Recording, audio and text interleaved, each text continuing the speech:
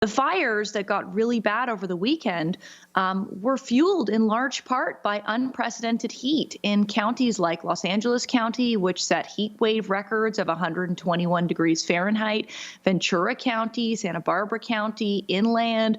I mean, the temperatures were just unseen before in modern human history. So this is climate change. It's not rocket science. We're talking about 2.5 million acres that have already burned. And that is, as Amy mentioned, 20 times what had burned at this time last year. And we know because of research that the fire season across the western United States has lengthened by 2.5 months. So we're not really in fire seasons anymore. We're in fire season year round.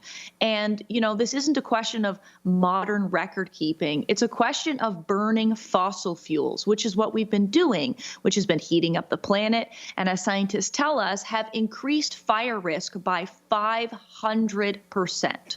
That's the kind of increase that we're seeing as a result of climate change. What happens with these giant wildfires is really unprecedented weather that we've never seen before. There's a wonderful climate scientist, very active on Twitter, named Daniel Swain. And what he's been talking about is how overwhelmed he is by even trying to track the amount of fires that are going on right now. And these fires are creating their own weather. They're creating clouds and kind of tornado-like conditions. And what that is doing is like a volcano eruption. It's pushing particulate matter way up into the stratosphere, way higher than even airplanes fly. And that is like a volcanic eruption. And so what we're dealing with here is particulate matter blocking out the sun. And so, for example, people posted their solar panels and showed that they were getting zero solar radiation, no energy being produced because the sun was not making its way to the ground. This is what's happened in the past when we've had huge volcanic eruptions.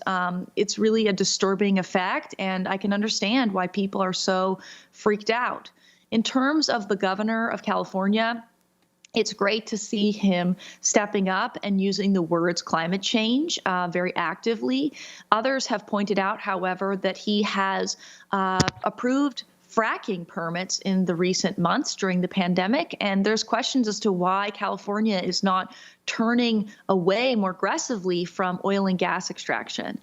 And then when it comes to our climate denier in chief, Donald Trump, he doesn't even believe in climate change. He doesn't listen to scientists, whether that's the coronavirus pandemic and lying about it and playing down the death toll, or it's climate change. And so really, we have zero leadership for this emergency from Washington, D.C. And it's well past time that we have a president who can use the words climate change and who can trust and believe in science.